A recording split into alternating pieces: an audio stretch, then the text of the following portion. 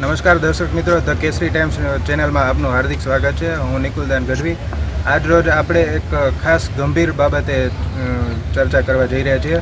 અમરેલી જિલ્લાના બગસરા તાલુકામાં એક મુંજિયાસર પ્રાથમિક શાળા, જેમાં નાના નાના બાળકો હોય, એ લોકોએ 40 જેટલા બાળકોએ જે સંચાની બ્લેડથી એકબીજાને ઘા માર્યા છે. તો આપણે આજરોજ જે પ્રબુદ્ધ નાગરિક છે એનો મંતવ્ય જાણીએ.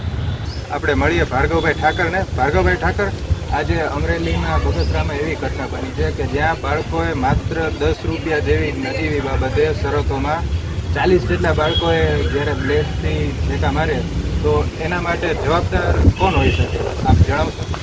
સૌથી પહેલાં તો જે માહિતી મળી રહી છે, મોબાઈલ એપ કે મોબાઈલ ગેમના કારણે આ ઘટનાઓ બની રહી છે. ખાસ કરીને સૌથી પહેલી જવાબદારી તો આપણે મા બાપ ઉપર નાખીએ, કારણ કે માત્ર બાળકને જન્મ આપી દેવાથી બાળકનું ઉછેર નથી થતો, પણ 20 વર્ષ માટે છોકરાને ઉછેર કરવાની પણ જવાબદારી આપણે લેવી પડતી હોય છે. ત્રીજી વસ્તુ કે આપણે જે રીતે સંવિધાનમાં ને આપણે જે રીતે વેદ ગ્રંથોમાં બતાવેલું છે, શેતાની ચરકાઓ, તો આ વાહનો દેખાય છે, મોબાઈલ દેખાય છે, આ બધી ડ્રગ એડિક્ટ્સ જે વસ્તુ હોય છે, આ બધા શેતાની ચરકાઓ છે. મા બાપે સતત છોકરાઓ માટે વિજિલન્ટ રહેવું પડે કે આ શેતાની ચરકાઓથી લોકો દૂર રહે. ઘણીવાર ઘટના બને છે કે આ પ્રકારની મોબાઈલથી પ્રભાવિત થઈને છોકરો પોતાના જીવ લઈ લે છે, તો કોઈક વાહનોથી કોઈકને ઉડાડી દે છે, તો કોઈક ડ્રગ એડિક્ટ થઈ જાય છે. તો આમાં ચોક્કસપણે મા બાપની પહેલી જવાબદારી આવે. અત્યારે વાતચીત આપણે કરી રહ્યા છીએ તો સ્કૂલની અંદર તો ક્યાં મોબાઈલ લેવાની વાત આવી, તો શિક્ષકોની જવાબદારી કરતાં સૌથી પહેલાં તો મા બાપની જવાબદારી હોય છે.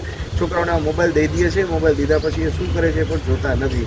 એટલે ખાસ કરીને મા બાપે પોતાના અંગત જીવનમાંથી થોડુંક છોકરાના ઉછેર ઉપર પણ ચોક્કસ ધ્યાન દેવું જોઈએ. ખાસ કરીને જ્યારે પ્રાથમિક શાળા જે છે, પ્રાથમિક શાળા મતલબ 6ઠ્ઠા થી 7મા ધોરણ સુધીના વિદ્યાર્થીઓ હોઈ શકે છે, તો એવા વિદ્યાર્થીઓને આવા વિચાર આવતા હશે કઈ જગ્યાએ?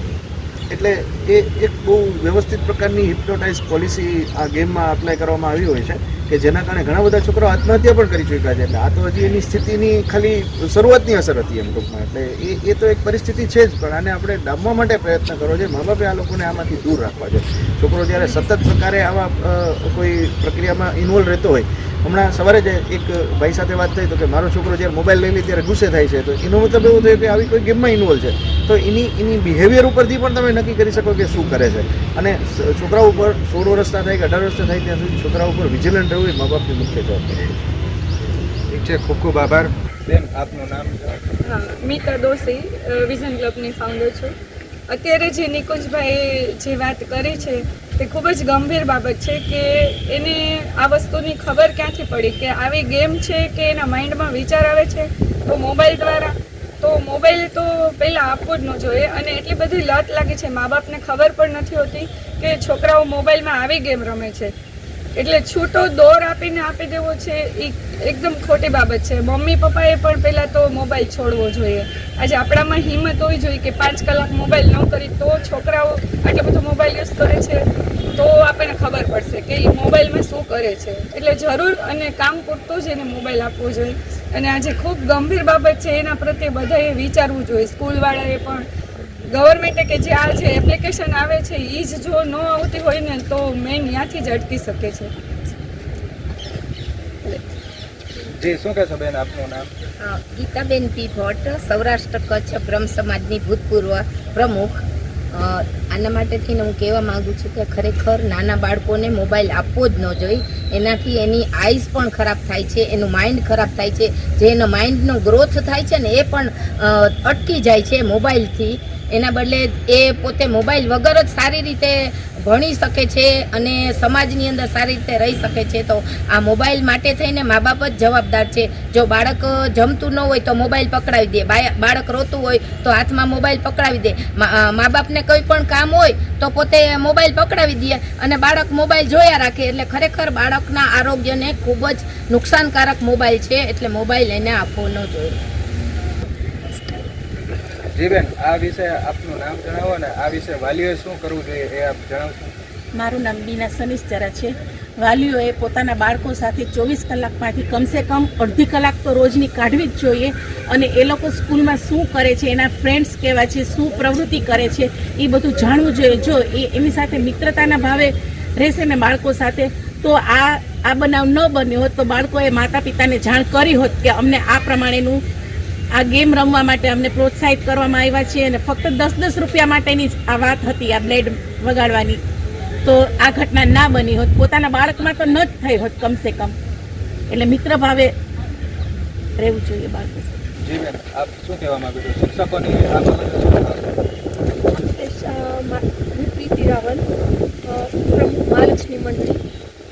ખાસ તો એ બાબત જણાવવાનું કે શિક્ષકોની પણ ઘણી બધી જવાબદારી થાય છે. અત્યારે શિક્ષકો પણ ઘણી વખત એવું હોય છે કે એ લોકો બી મોબાઈલ જોતા હોય અથવા બીજા બધા કામગીરીઓ બધી એટલી બધી અટકતરી આપે છે કે પર્સનલી કોઈ સ્ટુડન્ટનું ઉપર ધ્યાન અપાતું જ નથી ને ફ્રેન્ક બી નથી થતા ને સતત બધા ઉપર ધ્યાન આપવું જોઈએ કે આ શું કરે છે, આનું મગજ કેવું છે. જે પહેલાંનું હતું પહેલાંના જમાનામાં એવી રીતે એ લોકોને બેઝિક નોલેજ આપવું જોઈએ કે જેથી એને ઇન્ટરેસ્ટ એમાં જાગે. અત્યારે બેઝિક નોલેજ કોઈ અપાતું જ નથી, બધું કોમ્પ્યુટરાઇઝ ને આ તે એવી રીતના. અને મોબાઈલ તો ખાસ કારણભૂત છે જ બધા માટે, શિક્ષકો માટે બી, પેરેન્ટ્સ માટે બી, અને એટલે જ છોકરાઓને ખૂબ જ આદત પડે છે મોબાઈલની. Thank you. જી બેન, આપનું નામ જણાવશો અને આપ આ વિશે શું કહેવા માંગો છો? મારું નામ સ્વરૂપા જાડેજા. હું રાજપૂત સમાજ મહિલા કાર્યકર્તા છું. મારી ઘણી બધી સેવાકીય પ્રવૃત્તિ છે. જ્યારે હું આ બાળકો વિશે જાણું છું, હું એક સ્કૂલ મેનેજમેન્ટ કરતી એક મહિલા છું, કારણ કે મને બાળકોની ખબર છે.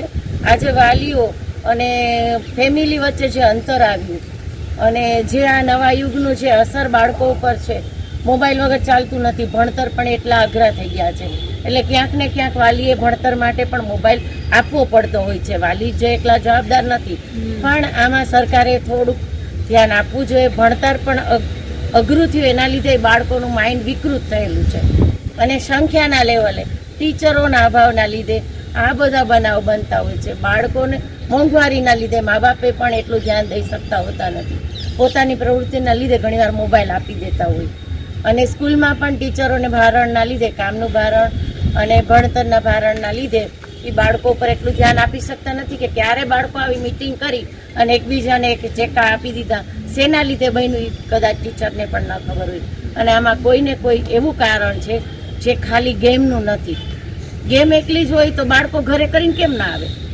અહીંયા આટલું બધું બન્યું એનું કંઈક એવું રીઝન બન્યું હોવું જોઈએ.